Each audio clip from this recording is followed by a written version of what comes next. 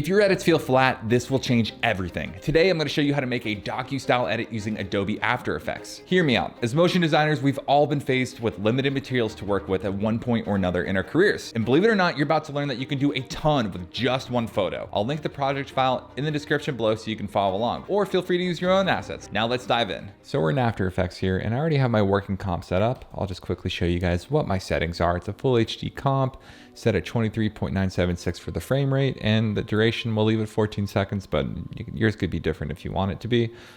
I'm going to first pull up one of our assets here. So this is a asset I created in Midjourney, and I separated everything out in Photoshop, as you can see right here. So all what we're gonna do is just bring in these top three assets right here. We're gonna bring them into our working comp.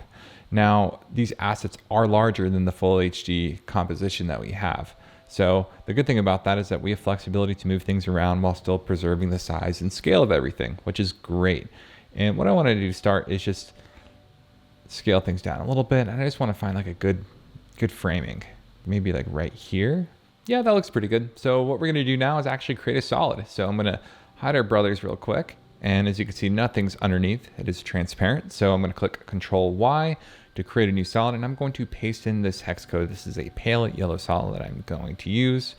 I'm going to drop it below everything, and I'll just call this BG solid. And then I'm going to duplicate it, and I will call this grid. Now with the grid, I'll solo this real quick. I'm going to add the grid effect and make this a little bit easier for us to see. I'm going to change this to width slider, and then I'm going to change the width to 45 and the border to 2, like that. I'm going to change the color to this dark gray, 282828, and now we can't see anything in. So I'm going to pull up our background, and here is what we have. Now I'm going to put in a slight little jitter expression onto our grid. So I'm going to click P for position, hold down the Alt key, and I'm going to type in posterize time 6, followed by wiggle 1,10. And what this is going to do when I zoom in here, it's going to add a bit of a jitter. And all this is doing is adding just a little bit of visual interest. Usually just still photos can be so boring. So doing little tweaks like this will actually go a long way in your edit. So now when I pull up our masked out layer right here, this is how it looks. All right, so here is what we have so far with our little animated grid. The next thing we're going to do is reveal our characters, Benedict on the left and Joseph on the right. We're going to start with Joseph, and we're going to start this animation right around 12 frames right here. So I'm gonna go zoom in, click P for position, click the stopwatch here, and then I'm going to go to about 1 second and then set another keyframe right there.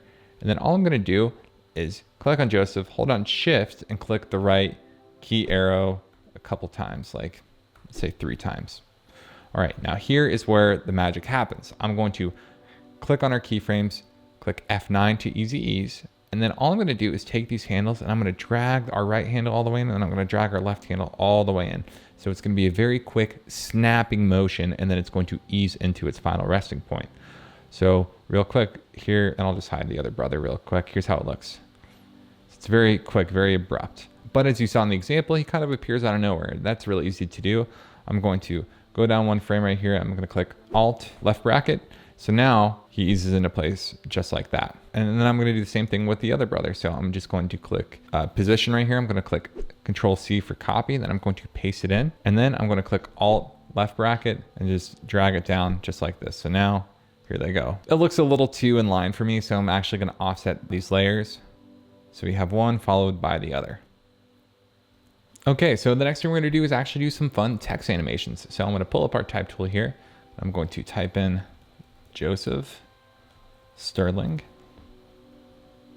That's a hard font to read. I'm going to change the fill of this to our pale yellow solid color. And then I'm going to change the actual font to this Bebis New Bold. I don't know if I'm saying it right, but it will be linked in the description below because it is an Adobe font. So you can go download this too. I'm going to scale this up a little bit. I'll place it maybe somewhere like right here. So whenever I'm in a situation like this where I'm going to be animating a couple different names or words all in the same frame, I want to make sure the design looks good first. And then once I make sure everything looks fine there, then I'm going to do the animation. So with that being said, I'm going to click on our name here. Then I'm going to click Control D. I'll drag this name up. And we're going to change the name of this to Benedict. These are fictional characters, by the way. And yeah, I like the sizing of this, so we're gonna keep it. Now, I don't like how Benedict's name is covering Joseph's face. So the real easy way to fix this is just by taking both names and dragging them below. So now we have this cool little depth. All right, so now for the actual animation part, I'm gonna go up to Joseph's name here. I'll go up to like, let's say 14 frames. I'm going to add an animator, a tracking animator to be specific, and I'm going to change the value of the tracking to 100. Now it's important that when you're doing this exercise that your paragraph is set to left justified. If yours is set to centered or right justified, it's gonna look a little bit different. After that, I'm going to add an opacity animator as well, and I'm going to change the value of that to 0. And from here, it's real simple. I'm actually gonna open up our range selector here. I'm gonna click on our stopwatch for start, and then I'm gonna go down 1 full second. And then I'm going to drag this all the way to 100. And then similar to before, what we're gonna do is highlight our keyframes, click F9 to ease the ease, and then we're going to do the same type of easing that we did for our actual photos. So I'm just gonna drag this handle all the way to the left. Now see how this looks. Nice, it looks pretty smooth, but I wanna do something similar to what I did with the photos. I actually wanna shave off the first frame of this text animation. So I'm gonna click the page down button to just move up 1 frame. And then I'm going to click Alt left bracket. And all this is gonna do is just shave everything off up until this point. Well, now that we have the work done, all I'm gonna do is take the animator, Control C to copy, and then I'm gonna go down to Benedict, and I'm gonna go down, let's say 2 frames, paste it there, shave everything off like we just did. And now let's see what we have. All right, I love the way this working comp looks. We will be coming back to this, but we're at a good spot right now. So now what we're gonna do is actually create our render composition. So I'm gonna go back up here, go to our render folder and create a new composition. And we will just call this render comp. And then all I'm gonna do is bring in our working composition here. And then I'm gonna go to about the 2.5 second mark right here. I'm gonna click Control Shift D, and this is going to split the layer, okay? And it's important that we do that because we're gonna make some changes to this. And by that, I mean, I'm going to click S for scale, and I'm going to scale this down to something like 66%.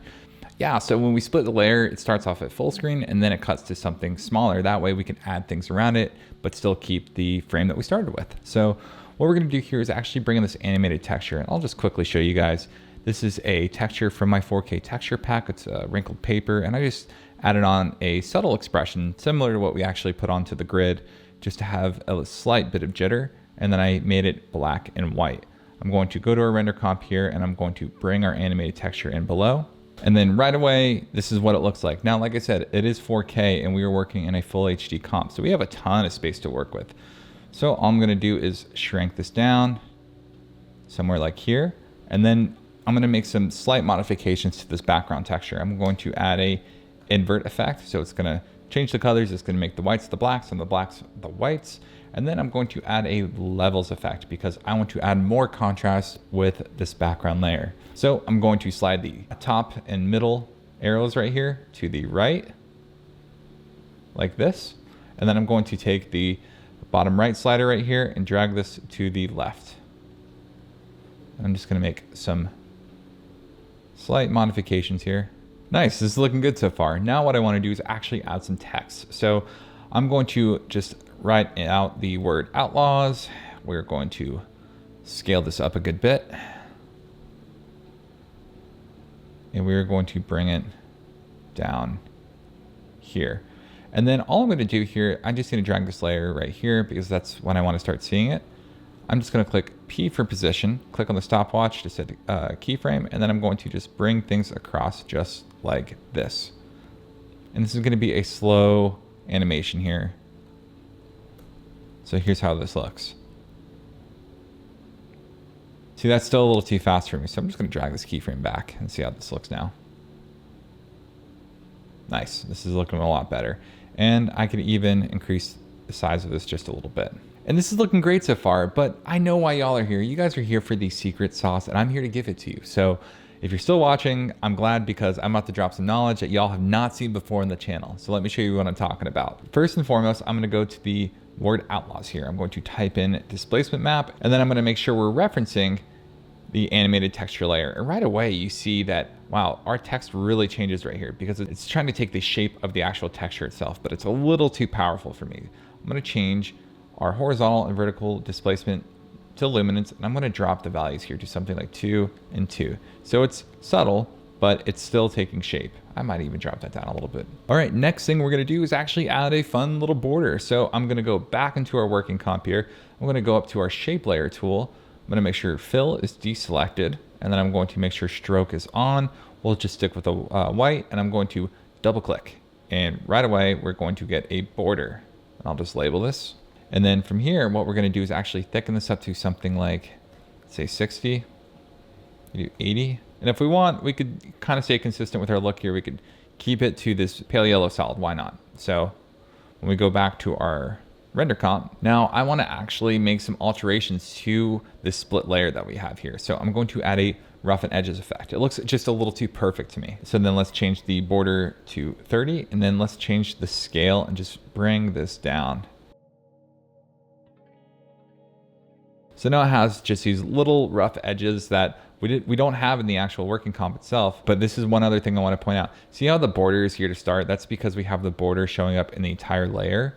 What I actually need to do is go up to when we only want to see it. So I'm going to go up to the 2.5 second mark, go into our working comp, and make sure the border doesn't show until then. Now, when we go back to our render comp, we don't see it until we change the size of the shot. So just keep that in mind when you're doing this. All right, so now what we need to do is add some fun adjustment layers. I want to create like a bit of a transition between this wide shot and this tight shot. I don't want it to be a hard cut because we're doing things a little differently today on the channel. So I'm going to go to layer, new adjustment layer, and I'm going to label this displacement map. And what I'm going to do is add a displacement map. And then I'm going to reference the animated texture, and I'm going to change our values to luminance here. And what I'm going to do is actually just set some keyframes here, click U, and then I'm going to go up, let's say 6 keyframes.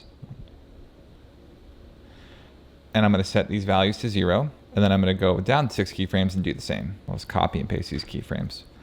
Cool. So now in the middle here, we're going to have our transition, and this is going to kind of be the focal point for when we're adding other adjustment layers, just so you know. What we're going to do here is actually stretch this out a good bit to something like 150, which is pretty drastic. You see how everything, like, it's hard to read. And then with our vertical, we're just going to change it to something like 20. It's just much more subtle in comparison to the horizontal displacement. And then I'm going to highlight everything right here. And I have this plugin called Flow. It is a paid plugin, and I'm going to use the Circ preset. All it does is bring in some of our handles to the center. If you don't have this preset, I'll quickly show you how to do it. I'm just going to highlight all of our keyframes here, click F9 to easy ease, and then I will take our handles, drag them in, take our handles, drag them in, and so on and so forth. But I have the plugin, so I'm going to use it. So I'm going to click apply right here, and then right away, here's how this looks. Okay, this is looking better, but there's still more adjustments to be made. So I'm actually going to trim these layers down by clicking the Alt left bracket and then the Alt right bracket. I'm going to duplicate this layer, and we're going to call this Flash. And what I'm going to do is delete our displacement map, and then I'm going to add the levels effect. And we're going to do the same thing where we adjust the values of these levels in alignment with the keyframes on this displacement map. And having that consistency is going to make a really cool looking transition. With that being said, I'm going to bring things over to the right just like this, make it really bright.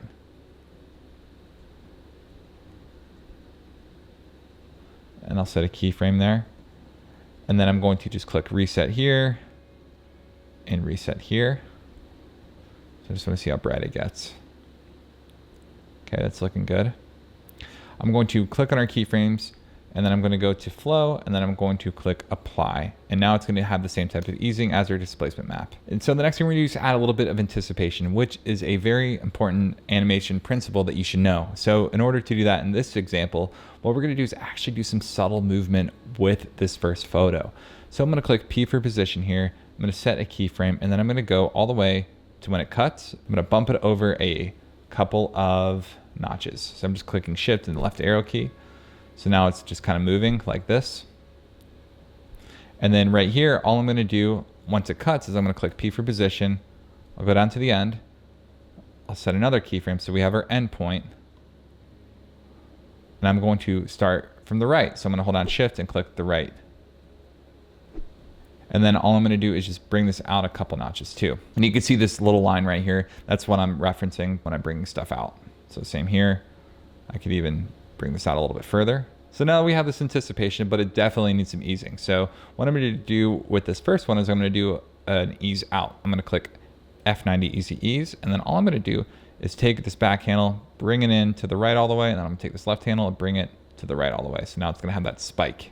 And then we're going to do the opposite for our second photo here. I'm going to click F90 easy ease, and I'm going to bring this left handle to the left and the right handle to the left. So we're basically creating like a spike with our keyframes here, but we're using two different layers to do so. So now here's what we have. Nice, this looks pretty cool. And if you feel like the movement is too drastic at all you need to do is change the position of these keyframes. So if I want this to come up just a little bit less, I would just bump that in a little bit, and here's how that looks. All right, now it's time for the real fun stuff. We're going to add some fun ink bleeds into this animation to spice it up even more. So I'm going to jump into my working comp here, and I'm going to pull up my transition pack. I will make sure to link this in the description below. It is 20 4K and 20 HD assets. I have so many different transitions and looks that I can use. I have things coming out from the middle. I have things coming out from left to right that look like paper. We also have like 8-bit video game looking transitions that are really cool. We have a ton of different things in here. I spent a lot of time making this, so it is in my store if you want to check it out. I'm going to use Luma 19 for this, which is, I'll just show you guys real quick. Here's how it looks. It's going to start with this interesting bleed from the middle, and then it stops. And this was deliberate. Most of the transitions do go full screen, but the last three, I believe, all start and stop within the actual frame itself, because it's not meant to reveal everything. It's only meant to reveal some things. So with Luma 19, I'm going to bring it up top here. We can collapse this. Now, like I said, I have 4K and HD assets. This is an HD size composition, and this is a 4K asset. So I have tons of room to just scale this around and move this around to my liking. I'll drop down the resolution here so we can work a little bit faster. And what I want to do is actually use this to reveal part of the background. So we have this background here, and I'll just, and I'm calling it a background. It's just the photo of the masked out guys. I'm going to call this BG1, and I'm going to duplicate it.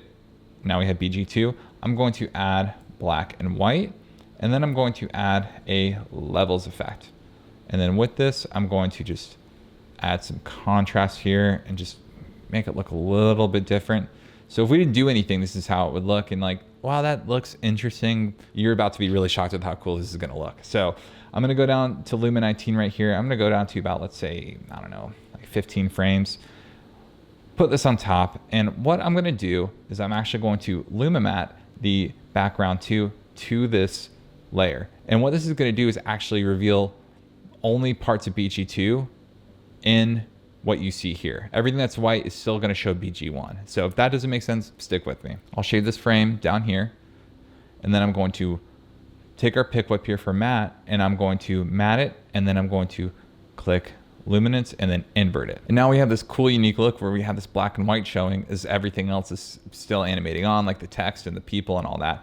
But there's a couple other things we need to do to make this look really good. First off, we need to make sure that this layer here is extended throughout our entire composition, because if it doesn't, it's just going to drop off, and that's not going to look good.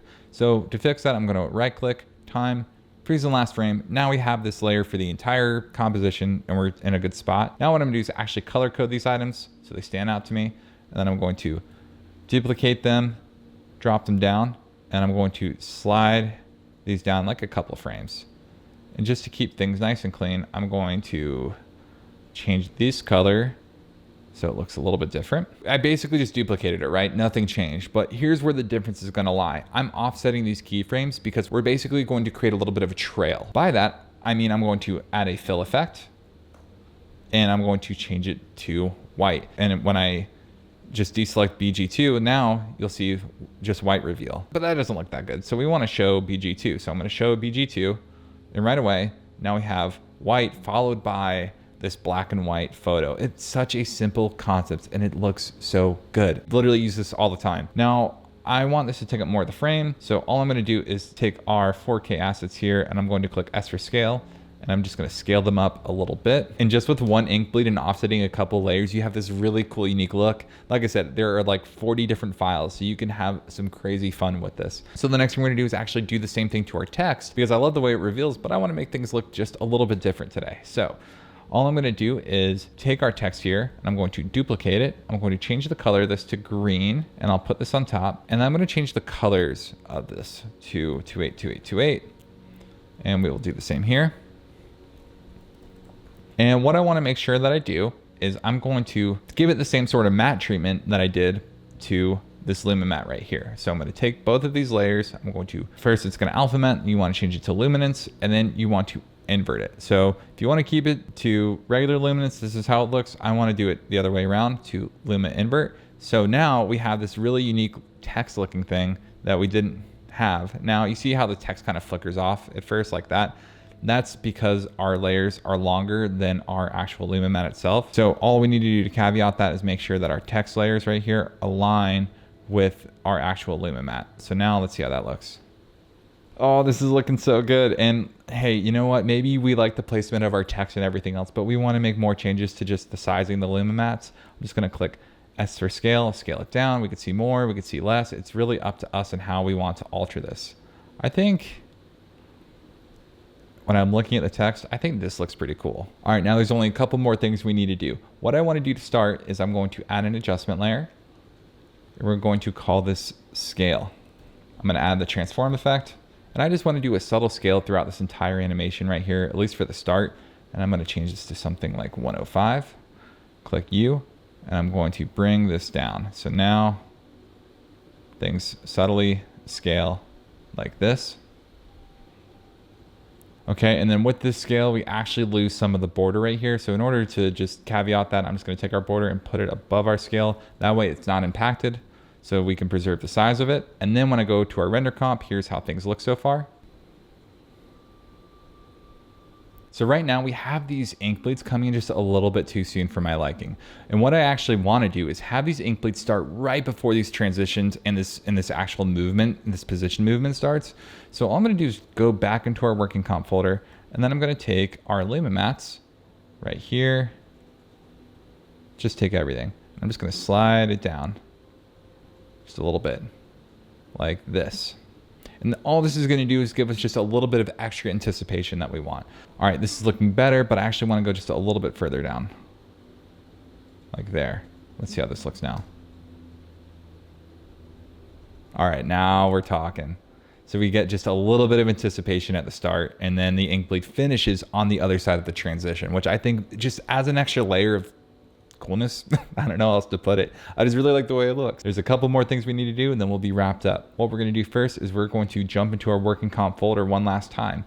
I'm going to take our two gentlemen right here, and then I'm going to add motion blur to them. I'm not adding motion blur to everything because we want more of a stop motion choppy look, but for those two assets specifically, I want to actually have some motion blur in there. The next thing we're going to do is add another adjustment layer. We're going to call this flicker. And if you've watched any of the other tutorials I've done before, you know where we're going with this. I'm going to add a curves effect right here. I'm going to brighten this up just slightly. I'm going to click T for opacity, hold down Alt, click on the stopwatch here, and then all I'm going to do is type in posterize 6 followed by wiggle 2, 100. And all this is going to do is add some variety and some flash, like as if this were being shot or captured from a projector, making it look a little bit more different and kind of retro. So that's the first thing we're going to do. The next thing we're going to do is duplicate this layer, and we're going to change it to posterize, and we're going to delete our curves effect, and we're going to add a posterize time effect.